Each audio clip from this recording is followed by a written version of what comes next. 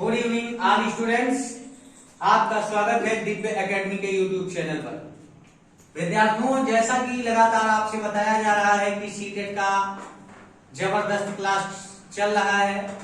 21 जनवरी को निश्चित सफलता के लिए आप दिव्य एकेडमी बाराबंकी से एक बार जरूर जुड़ें।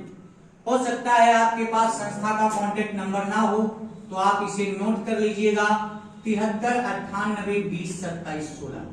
आज संस्कृत की दूसरी क्लास में जैसा कि पैराग्राफ में पूछा जाता है विभक्तियों का परिचय कि प्रस्तुत गद्यांश में इस शब्द में कौन सी विभक्ति प्रयुक्त की गई है।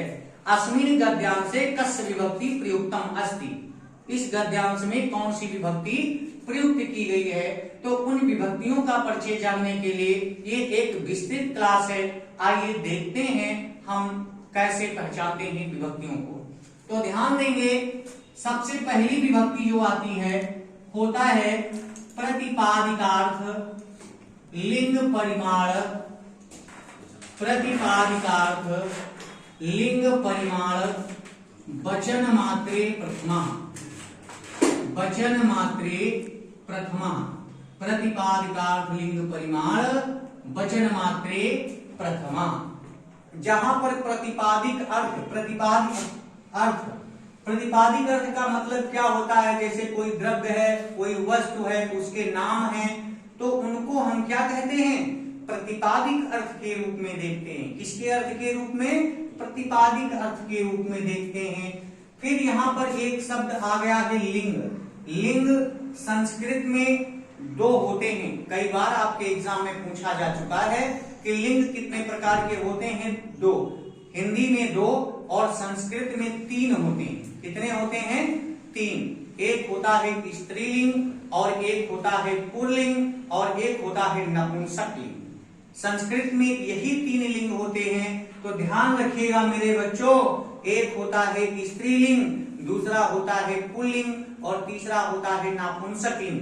तो जहां पर इन तीनों शब्दों में से किसी चीज का प्रयोग हुआ हो तो उसे लिंग कहते हैं। फिर शब्द आता है परिमाण।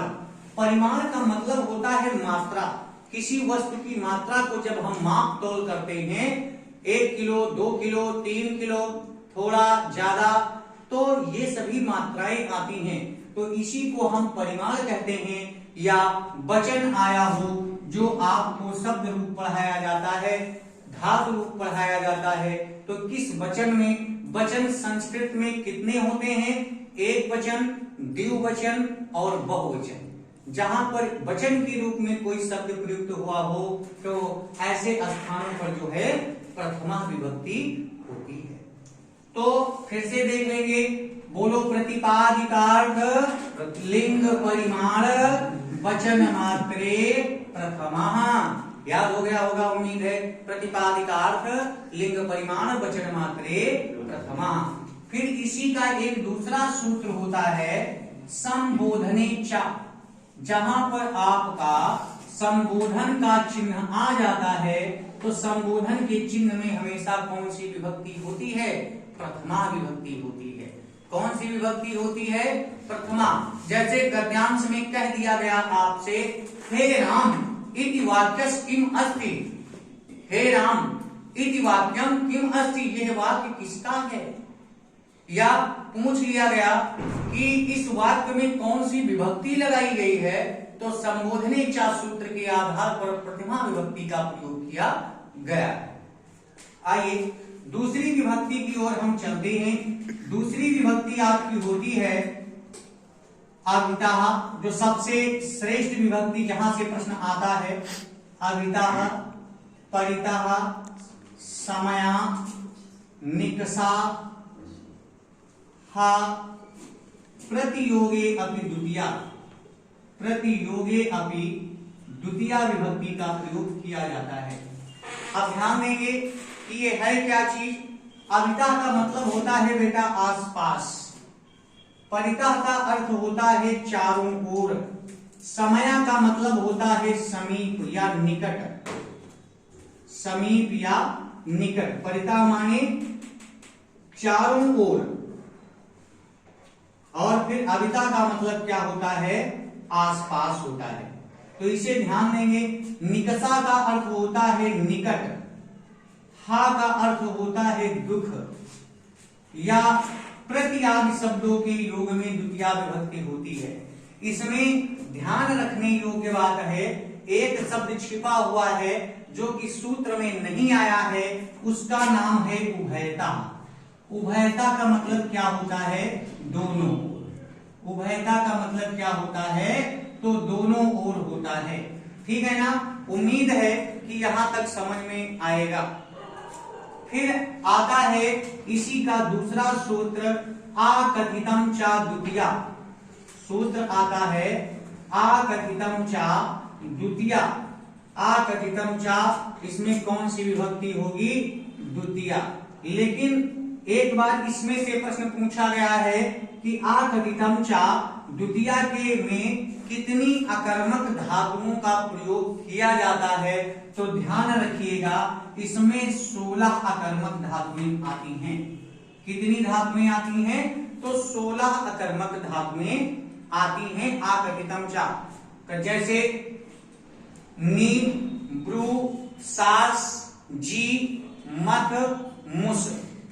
सास जी मथनी, इसको हम लोग पढ़ते हैं सास जी मथनी। पच, दंड, रुद्र, याच। कौन कौन सी धातुएं हैं? पच, दंड, रुद्र, याच, सास, जी, मथ, मुस। ऐसे करके 16 अकर्मक धातुओं का प्रयोग इसमें किया जाता है। कई बार आपके एग्जाम में पूछा गया है। इसके अतिरिक्त इसमें जो तीसरा फार्मूला होता है, आदि सींग स्था। जहां पर आदि शब्द आपको दिखाई दे जाए, सींग शब्द दिखाई दे जाए, स्था दिखाई दे जाए, तो वहां पर द्वितीया विभक्ति होती है। जैसे आदि उपसर्ग में, आदि क्या है? यहां पर एक उपसर्ग है। आदि सींग स्था सा साम द्वितीया। सा साम द्वितीया आदि उपसर्ग है। आदि उपसर्ग जब कब? सींग धातु में, सी माने सेना, सी माने क्या होता है? सोना। सी माने क्या होता है? सोना। स्था माने क्या होता है? ठहरना। और शा माने क्या होता है? स्थिर रहना। तो जब वैसे तो हिंदी में इसका कोई अर्थ से मतलब ही नहीं होता है, सीधे आप लोगों को संस्कृत का ही शब्द मिलेगा इसमें। तो ये याद रखिएगा, सी स्था सास, सी स्था सास शब्द मिलेगा। कैसे मिलेगा? जब उसमें आदि उपसर्ग लगा होगा तो समझ जाइएगा तुरंत कि यहां पर द्वितीया विभक्ति का प्रयोग किया गया है। आदि सींग स्था सा साम द्वितीया। आदि सींग स्था सा साम द्वितीया।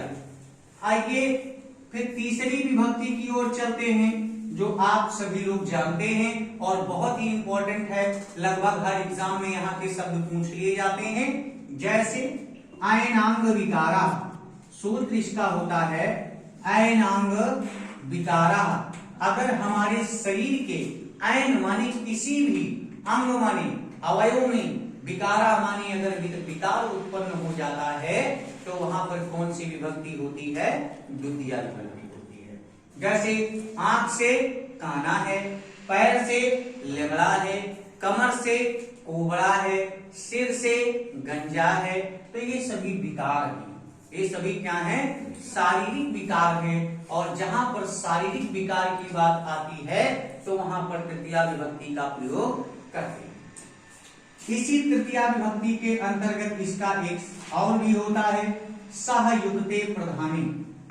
सहयुक्ते प्रधानी। अब आप ध्यान देंगे कि सह का अर्थ होता है साथ में।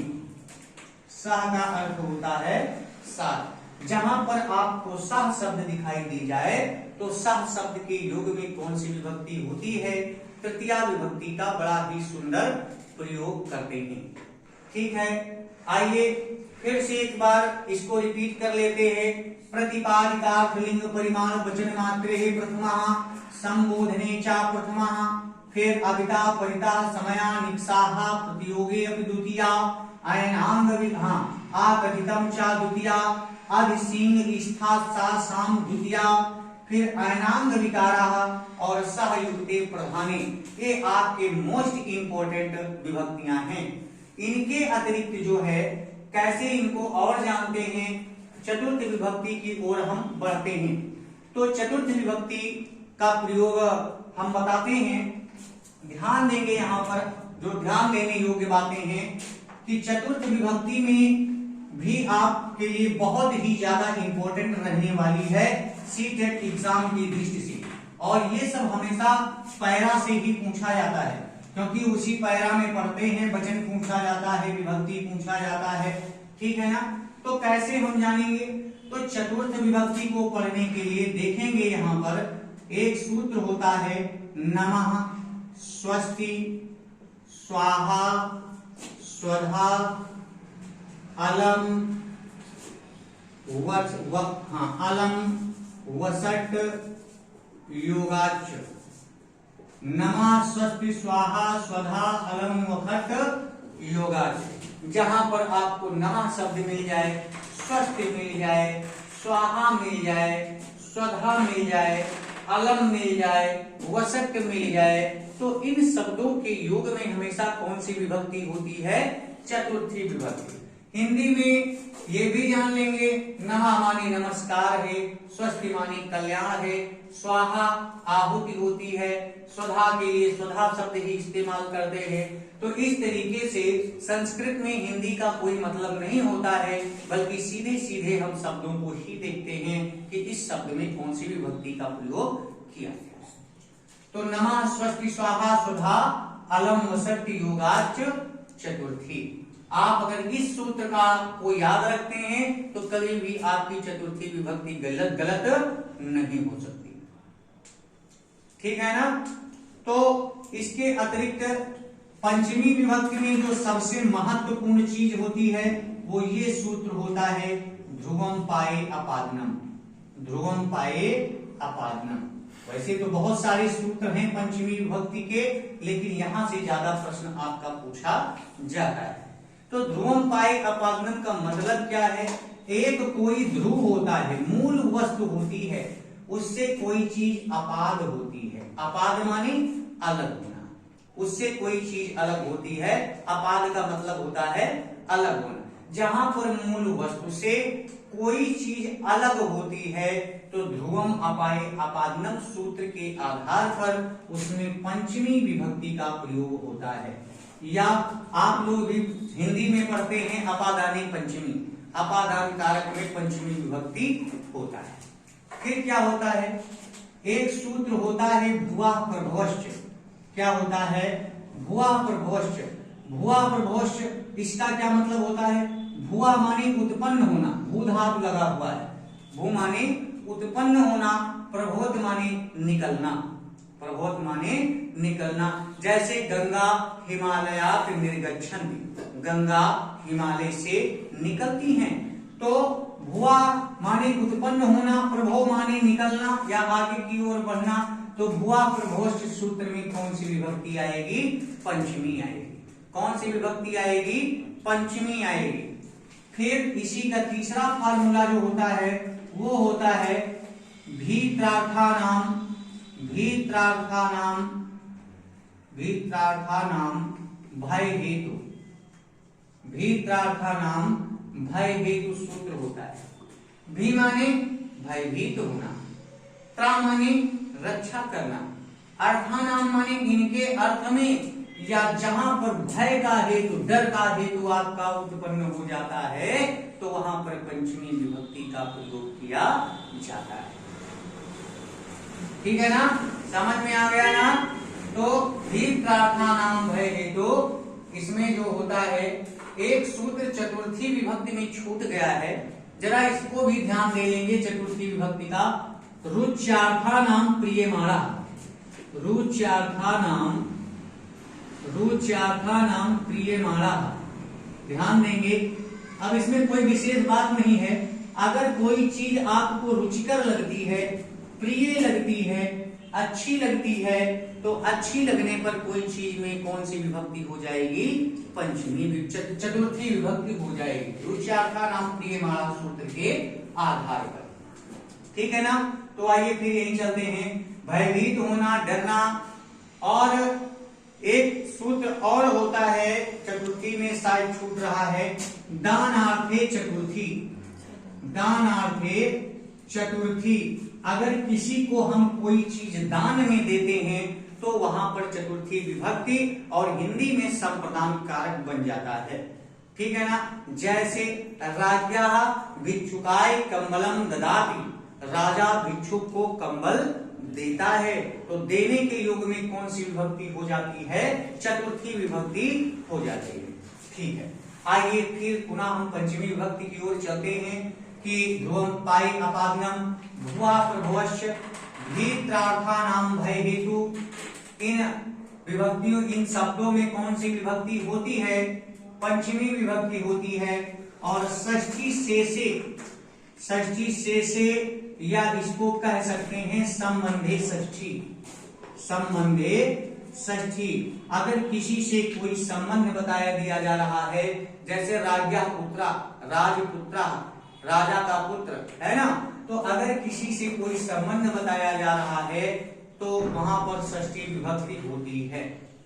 कौन सी विभक्ति होगी वहां पर? तो वहां पर षष्ठी विभक्ति का हम प्रयोग करते हैं। किस विभक्ति का प्रयोग करेंगे? षष्ठी विभक्ति। अनादरे चा षष्ठी, एक सूत्र होता है अनादरे चा षष्ठी।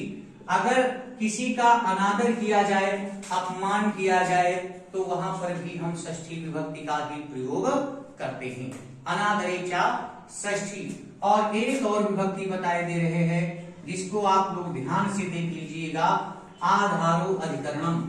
आधारो अधिकरणम, यानी आधार को ही अधिकरण कहा जाता है। आधार को ही अधिकरण कहा जाता है। इसमें क्या होता है? श्रेष्ठता बताई जाती है, किसी की श्रेष्ठता बताई जाती है कि कालिदास कवि सुश्रेष्ठतम अस्ति। जहां पर किसी की श्रेष्ठता बताई जाए तुलना के आधार पर, तो वहां पर होता है। या कोई शब्द आपको दिया जाए तो शब्द को तोड़ लीजिए और उसमें अगर में और पर आता है तो समझ जाइएगा कि उसमें सप्तमी विभक्ति का प्रयोग किया गया है। तो उम्मीद है कि आप लोगों ने विभक्तियों को निकालना अच्छी तरीके से सीख लिया है। अगर ऐसे ही संस्कृत की पैडालॉजी और संस्कृत की पूरी क्लास आप सभी लोगों को लेना है, और संस्कृत की ही नहीं बल्कि सीडीपी, ईवीएस, एसएसटी और हिंदी की, तो आप सभी लोग दिव्य एकेडमी के साथ एक बार जरूर जुड़िए। पुनः मिलता हूं अगले वीडियो में, तब तक के लिए नमस्कार, जय हिंद, जय भारत।